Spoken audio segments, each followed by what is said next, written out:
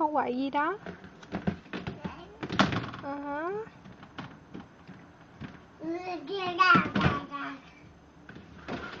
Coi chừng.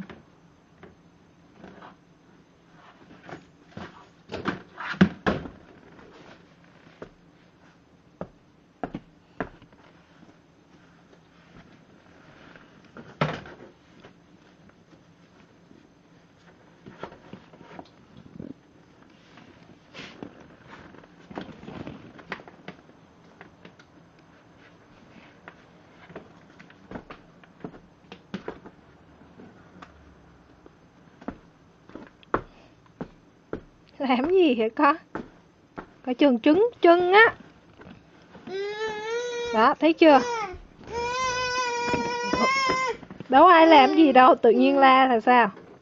Dậy đi. Nhõng nhẽo quá. Nhõng nhẽo quá. Liam nhõng nhẽo. Nhõng nhẽo. Đứa nào nhõng nhẽo quá à?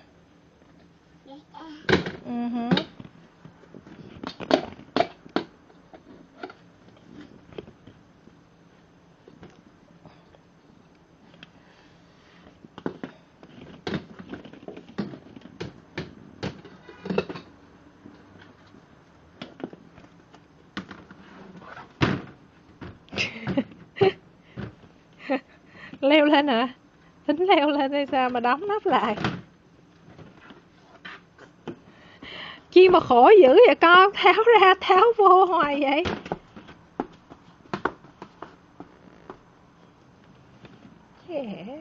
Làm điệu nữa hả? Làm điệu hả?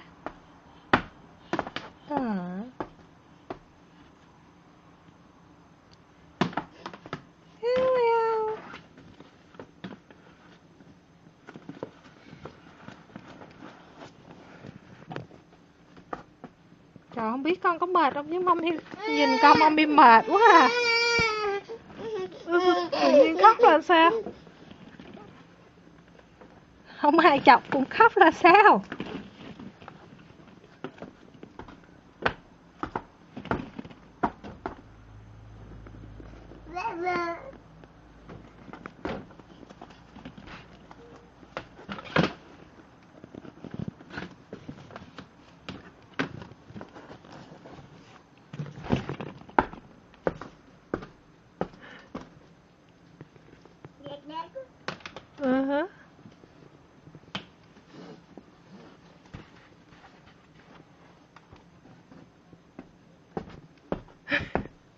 Trời ơi, sao làm vậy hoài không chán hả con?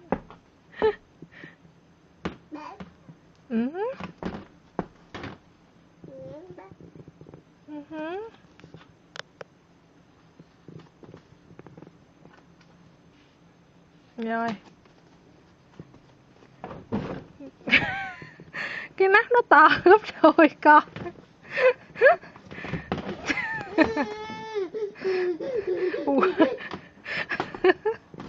Ai biểu quậy quá.